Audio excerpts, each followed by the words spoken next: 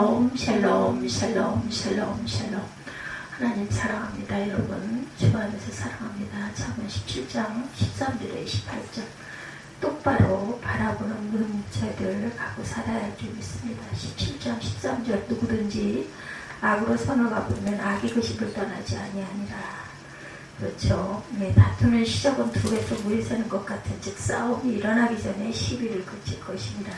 악인을 의롭다 하고 의인을 악하다는 이 두 사람은 다 야훼께 미움을 받느니라. 미련한 자는 무지하거늘 선의 값을 가지고 지혜를 살해하면 어쩌니고 친구는 사랑이 끊어지지 아니하고 형제는 위급한 때를 위하여 낳느니라. 지혜 없는 자는 남의 손을 잡고 그 이웃 앞에서 보증이 되느니라. 다툼을 좋아하는 자는 죄가를 좋아하는 자여 자기 문을 높이는 자는 파괴를 구하는 자니라. 마음이 굽은 자는 복을 얻지 못하고 혀가 패역한 자는 재앙에 빠지느니라. 미련한 자를 낳는 자는 근심을 당하나니 미련한 자의 아비는 낙이 없느니라. 마음의 즐거움은 양약이라도 심령의 근심은 뼈를 마르게 하느니라. 악인은 사람의 품에서 뇌물을 받고 재판을 굳게 하느니라. 지혜는 명철한 자 앞에 있거늘 미련한 자는 눈을 땅 끝에 두느니라. 미련한 아들은 그 아비의 근심이 되고 그 어미의 고통이 되느니라. 의인을 벌하는 것과 귀인을 정직하다고 때리는 것은 선하지 못하니라. 말을 아끼는 자는 지식이 있고 성품이 냉철한 자는 명철하니라. 미련한 자라도 잠잠하면 지혜로운 자로 여겨지고 그의 입술을 닫으면 슬기로운 자로 여겨지느니라. 아멘. 미련한 자, 그죠? 많은 단어가 미련한 자로 이렇게 나오고 있습니다. 여기 17장 말씀이 1절에서 28절 중에서 13절부터 28절까지 미련하게 행하는 자를 우리는 피해야 되겠다. 사람 사이에도 다툼을 불러일으키기 때문입니다. 그는 자신뿐 아니라 주변 사람들에게도 근심과 화를 불러옵니다. 자신의 뜻을 꺾지 않기 때문에 화를 불러오고 왜 이렇게 미련한 자가 될까? 똑바로 바라보는 눈이 없기 때문입니다. 그 찬양 생각나네요. 똑바로 걷고 싶어요. 똑바로 걸어야 되겠죠? 왜곡된 생각은 다툼을 부른다고 13절에서 16절까지 누구든지 악으로 선을 갚으면 악이 그 집을 떠나지 아니하리라. 다투는 시작은 두 배속 물이 새는 것 같은 즉 싸움이 일어나기 전에 시비를 그칠 것이니라. 악인을 의롭다고 의인을 악하다 하는 이는 이 두 사람은 다 야훼께 미움을 받는다. 예. 악인을 의롭다 하고 의인을 악하다 하는 이 두 사람은 모두 다 야훼께 미움을 받는다. 미련한 자는 무지하거늘 선의 값을 가지고 지혜를 살려하면 어쩜 있고 값을 가지고 지혜를 살 수 없죠. 뜻을 굽히지 않으면 저항을 만나게 마련입니다. 근데 사람은 좋은 뜻을 지키기 위해서가 아니라 악한 일을 행하면서 고집을 부릴 때가 있어요. 참 그런 거 보면 어리석고 기가 막히고 화를 내서는 안 돼요. 근데 화가 나죠. 버려야 할 악을 버리지 않고 늘 악을 행하는 사람에게는 선한 이웃이나 좋은 일이 있을 수가 없다. 또한 옳고 그름을 판단하시는 야훼 앞에서 벌을 또한 피할 수가 없습니다. 말씀에 순종하는 자가 누리는 지혜는 돈을 주고도 살 수가 없어요. 야훼를 경외하는 마음에서 진정한 지혜가 시작이 된다. 하나님을 경외하면은 그죠? 악한 일을 할 수가 없어요. 13절에 누구든지 악으로 선을 갚으면 악이 그 집을 떠나지 않는다. 악으로 선을 갚는다는 것은 선한 자와 악한 자가 마땅히 겪어야 할 운명을 거스르는 것으로 창조 질서의 파괴입니다. 선한 행동에 마땅한 반응은 선한 말과 행동이라는 것. 선한 행동에 악으로 갚는 것은 심각한 악입니다. 그렇게 행하는 자의 집에는 악이 떠날 수가 없죠. 악이 그 집을 떠나지 않는다는 표현은 많은 문제를 가지고 살아간다라는 의미입니다. 14절에 다투는 시작은 두 배서 물이 새는 것 같은 즉 싸움이 일어나기 전에 시비를 거치라. 네, 다툼은 작은 시비로 시작이 돼요. 이러한 원리를 물이 새는 것에 비유하고 있습니다. 작은 물이 새서 큰 물줄기가 되는 자연의 원리를 예로 들어서 작은 시비가 큰 다툼이 되는 현상에 대한 경고. 또한 요즘 우리가 비를 만나기도 하죠. 여름에 장마철인데 올해는 장마가 조금 들다가 말고 끝나고 불더위가 계속 이어진다고 합니다. 근데 집중호우로 저수지 터지는 일이 벌어지기도 합니다. 제방이 무너지는 것은 작은 구멍에서 물이 새는 것으로 시작해서 결국에는 커다란 재단이나 댐이 무너지게 된다. 이 잠언은 이런 원리를 깨달아 작은 시비를 멈추라는 교훈을 하고 있어요. 15절이죠. 악인을 의롭다고 의인을 악하다 하는 이 두 사람 다 야훼께 미움을 받는다. 창조 질서는 악인이 멸망하고 의인은 복을 받는 것인데 악인을 의롭다고 의인을 악하다 하는 자는 창조 질서를 어기는 것이기 때문에 야훼 심판을 받을 수밖에 없다. 야훼께 미움을 받는다라는 표현은 13절에 악인 집을 떠나지 아니하리라는 심판 선언과 연결이 된 것으로 악인은 악인이 받아야 할 심판을 받게 된다라는 의미죠. 16절에 보면 미련한 자는 무지하거늘 손에 값을 가지고 지혜를 사용하면 어쩌밀고 이 구절은 수사 의문문 형식입니다. 정확하게 번역하면 왜 미련한 자의 손에 지혜를 사기 위한 값이 쥐어져 있을까예요. 그의 마음은 텅 비어 있으면서 이 수사 의문문은 미련한 자가 어떤 값을 치르더라도 지혜를 구할 수 없음을 강조합니다. 그 이유는 무지하거늘 번역된 텅 빈 마음 때문입니다. 미련한 자는 값을 지불하면 지혜를 구할 수 있으리라고 생각을 해요. 문제는 지혜를 살 수 없다는 것에 있지 않습니다. 미련한 자의 마음이 지혜를 담을 수 없다는 데 있죠. 지혜를 소유하는 것을 외적 조건이 아닌 내적 품성임을 강조하는 말씀이고 자신의 뜻만 고집하는 미련한 자가 늘 다툼의 시작이 되는 까닭 사람들의 생각이 모두 다르기 때문에 자신의 뜻만 고집하는 사람으로 인해 다툼이 일어나기 시작한다. 다른 사람의 선의를 악으로 갚는 일을 계속하면 결국 자신도 그러한 일을 당할 수밖에 없다는 거죠.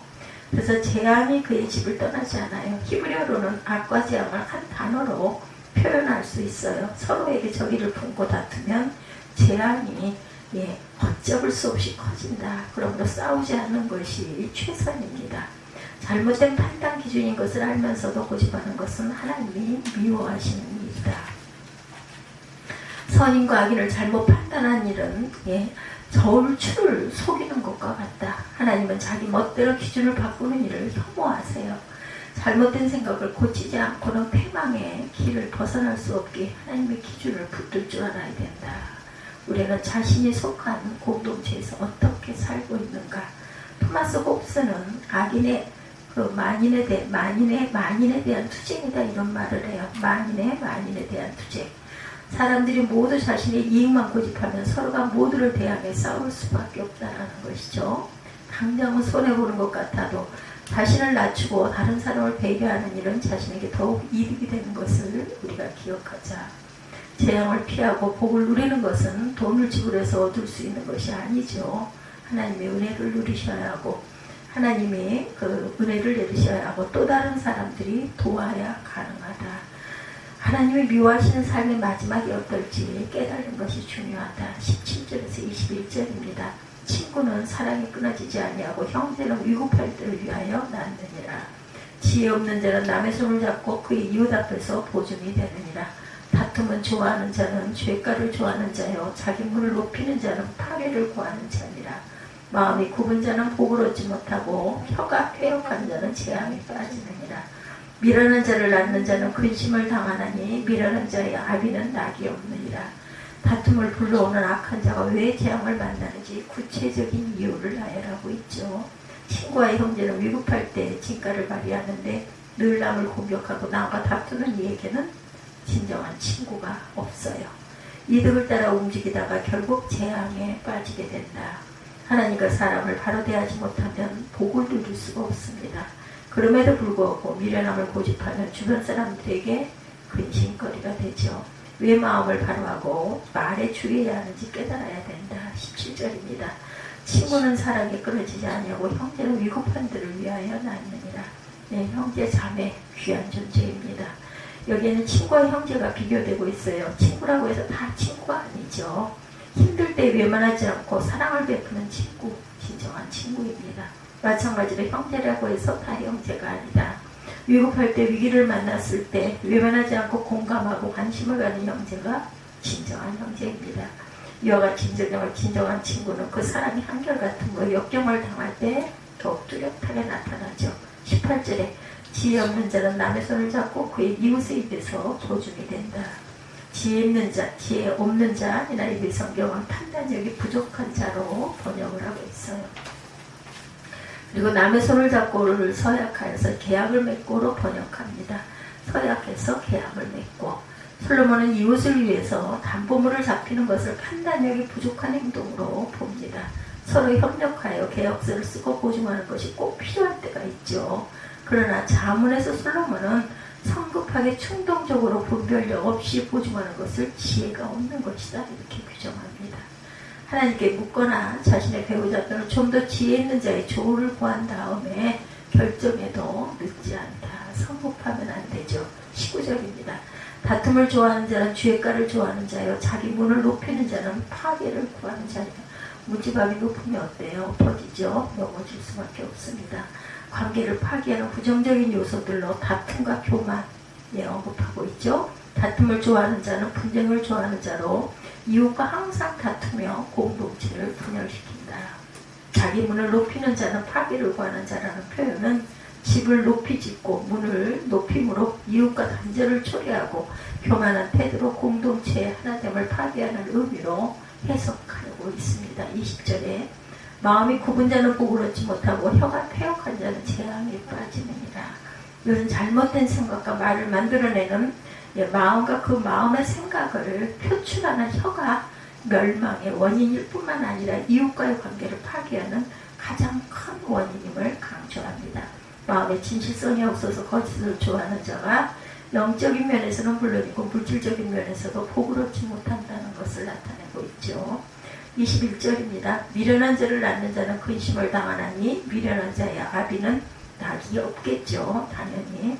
미련한 자의 부모가 겪어야 할 고통을 근심과 낙이 없으므로 설명합니다. 미련한 자의 삶이 가져오는 파괴력은 자신뿐 아니라 주위 모든 사람에게 미친다. 특히 그 부모가 가장 큰 피해를 입어요. 자녀를 미련한 자로 양육한 부모는 일평생 근심할 수밖에 없다. 이러는 부모의 근심은 뼈를 마르게 하는 고통을 가져옵니다. 다른 이의 도움 없이 혼자 살아갈 수 있는 사람 아무도 없어요. 그러나 우리는 그것을 깨닫지 못할 때가 많습니다. 귀찮고 손해볼까봐 다른 이의 공경을 외면할 때가 많죠. 예. 하지만 자신에게도 위급할 일이 닥칠 때가 찾아오고 그때 다른 이의 도움이 있어야 수월하게 이길 수 있음을 잃어버리지 말자. 조금도 손해보지 않으려는 마음을 품으면 위급할 때 도리어 큰 피해를 당하게 된다.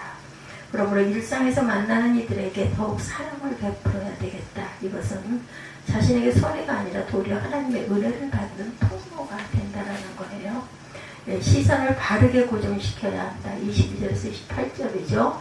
마음의 즐거움은 양약이라도 심령의 근심은 뼈를 마르게 하느니라. 악인은 사람의 품에서 뇌물을 받고 재판을 굳게 하느니라.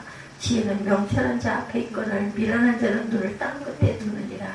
미련한 아들은 그 아비의 근심이 되고 그 어미의 고통이 되느니라. 의인을 벌하는 것과 귀인을 정직하다고 때리는 것은 선하지 못하죠. 의인을 벌하는 것, 귀인을 정직하다고 때리는 것. 말을 아끼는 자는 지식이 있고 성품이 냉철한 자는 명철하니라. 말을 아껴야 돼요. 그래서 미련한 자라도 잠잠하면 지혜로운 자로 여겨지고 그의 입술을 닫으면 슬기로운 자로 여겨지니라. 27, 8절 네, 말을 아끼고 또한 성품이 냉철한 그런 명철 이것을 지녀할 것이며 미련한 자라도 잠잠하면 입을 닫을 줄만 좀 알면 지혜로운 자로 여겨지고 그의 입술을 닫으면 슬기로운 자로 여겨지느니라. 결국에는 마음을 어떻게 품느냐에 따라 자신과 주변 사람의 운명이 결정이 되고 이런 육체적 평안에도 또한 영향을 미친다.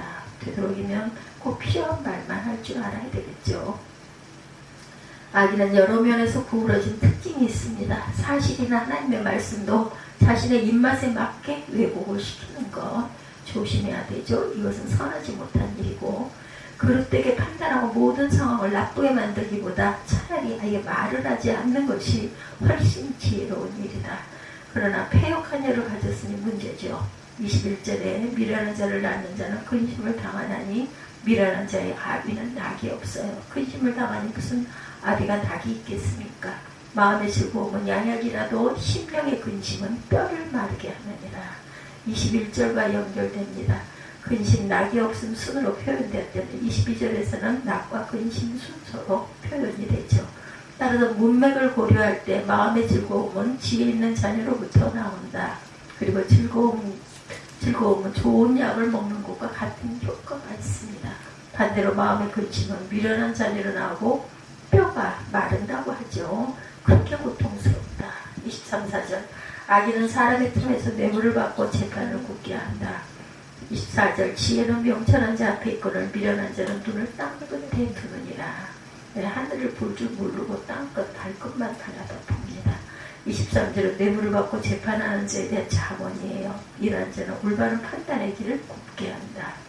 사람의 품에서 뇌물을 받는다는 표현은 은밀히 뇌물을 받는 것을 의미합니다. 몰래. 그렇죠? 이러한 뇌물은 재판이나 상황 판단에서 왜곡된 결정을 이끌어낸다. 유전무죄, 무전유죄라는 말이 그래서 나옵니다. 24절은 이러한 자들의 잘못은 관점을 지적하고 있어요. 잘못된 관점.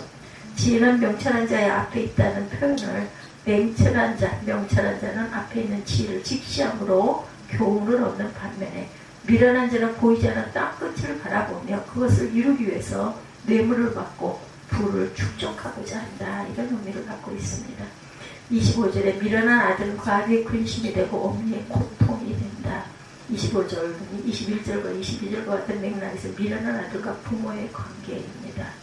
예, 아들을 미련하게 양육한 책임이 부모에게 있고 그 부모는 평생 근심과 고통 가운데 살아가야 된다. 26절에 의인을 벌하는 것과 귀인을 정직하다고 때리는 것은 당연히 선하지 못하죠. 이 구절은 13절과 15절과 마찬가지로 의인과 악인에게 적합하지 않게 대하는 것은 창조 질서를 파괴하는 것임을 말씀하는 자문. 야훼께서 세우신 질서를 부합하지 않은 것은 선하지 않죠. 27, 8절입니다. 말을 아끼는 자는 지식이 있고 성품이 냉철한 자는 명철하느니라. 미련한 자라도 잠잠하면 지혜로운 자로 여겨지고 그의 입술을 닫으면 슬기로운 자로 여겨지느니라. 많은 말이 항상 허물을 가져온다는 원리의 실천적인 가르침으로 지혜로운 언어 생활의 첫 번째 원리가 말을 적게 하는 것임을 제시합니다. 말을 적게 하는 자는 마음속에 해야 할 말과 해서는 안 되는 말을 생각하기에 판단력이 있고 명철한 자로 인정을 받습니다. 그러므로 말을 아끼는 것이 지혜다. 다른 무엇을 얻는 것보다 하나님 앞에 정직한 마음을 지키는 것이 더욱 중요한 이유는 무엇일까? 하나님은 세상을 경영하는 분이시기 때문에 그분의 뜻을 바로 알고 행하는 자가 복을 누린다. 우리가 상황과 말씀을 그대로 받아들이지 못하면 어려움이 더욱 커져요. 마음의 욕심을 버리지 못할 때 주변에서 일어나는 일도 왜곡된 모습으로 바라보게 된다는 것. 하나님 앞에 평안을 누리는 믿음을 얻기 위해서 잠잠히 그분의 품 안에 거할 줄 알아야 되겠습니다. 때로 뜻하지 않은 일이 벌어질 때도 있어요. 이해할 수 없게 상황이 전개될 때도 있습니다. 그러나 그 순간도 야훼 하나님을 향한 믿음을 놓지 마십시다. 그것을 통해 우리 마음을 깨끗하게 정결케 하고 더 큰 은혜를 받아 누릴 준비를 늘 하고 가는 그릇들이 되어야 할 것 같습니다. 하나님이 주시는 은혜 외에 다른 것 구하지 마십시다. 하나님께 시선을 고정시키는 자가 지혜로운 자다. 우리의 눈이 다른 곳을 향하지 않도록 깨어있는 저와 여러분들 항상 주님 앞에 마음으로 차를 타고 가면 어때요? 그죠? 운전을 하고 가면 어떻습니까? 그럴 때 조용히 묵상하고 기도하는 믿음의 자녀들이 되시기를 주님의 이름으로 축복합니다.